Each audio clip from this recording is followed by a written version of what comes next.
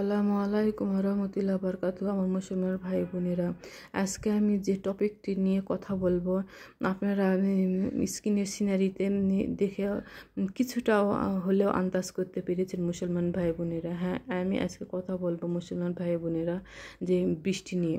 বৃষ্টি যে মুসলমানদের জীবনে কতটা রহমত ও কতটা বরকত বয়ে নিয়ে আসে তা আমরা অনেকেই জানি না মুসলমান ভাই বোনেরা। আল্লাহ সুবহানাহু ওয়া তাআলা বলেন, যখন আমি কোনো ব্যক্তির বা সম্প্রদায়ের উপর সন্তুষ্ট থাকি তখন ওই স্থানে বা এলাকায় বৃষ্টি বর্ষণ করে। সুবহানাল্লাহ, সুবহানাল্লাহ, সুবহানাল্লাহ।